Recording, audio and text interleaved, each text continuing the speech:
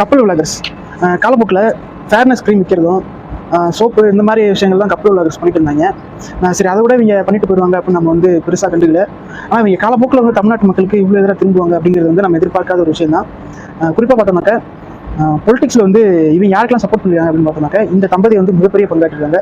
அவங்க தான் யாருன்னு பார்த்தோம் அப்படின்னாக்க கிரிஷ் அண்ட் ஐஸ்வர்யா.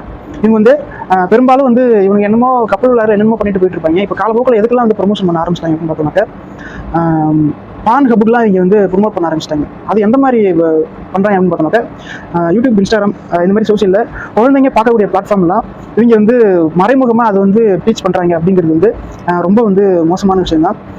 இது வந்து எப்படி நம்ம எடுத்துக்கணும் அப்படின்னாக்க இந்த மாதிரி வரக்கூடிய ஒரு சில கப்பல் விளையாடுற எல்லாருமே ஒரு சில விஷயங்கள் வந்து காலப்போக்கில் காசு கொடுக்குறாங்க அப்படிங்கிற ஒரே விஷயத்துக்காக யாராலையுமே வந்து ஏற்ற முடியாத ஒரு விஷயம். இதை பார்க்குற 18 பிலோவில் இருக்கிற குழந்தைகள் எல்லாமே, மைனரில் இருக்கக்கூடிய குழந்தைகள் வந்து பெரும்பான்மையாக இது வந்து ஒரு மிகப்பெரிய பாதிப்பு ஏற்படுத்தும். இது வந்து கூகுள் பண்ணி பார்த்தாக்கா அவங்களே வந்து பெரும்பாலும் எல்லாருமே தெரியும் அப்படிங்கிற மாதிரி தான் இருக்குது. இந்த கப்பல் விளையாடுற காசுக்காக எதையுமே வந்து தமிழ்நாட்டில் வந்து செய்யறதுக்கு உறுதிச்சாங்க.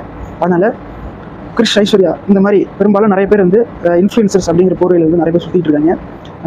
அதனால் வந்து இந்த மாதிரி ஆளுங்க இருக்கக்கூடிய இன்ஃப்ளூயன்ஸ் ப்ளஸ் கப்பல் விளையாடுறது வந்து நிச்சயமாக தமிழ்நாட்டுக்கு அவாய்ட் பண்ணக்கூடிய விஷயம்.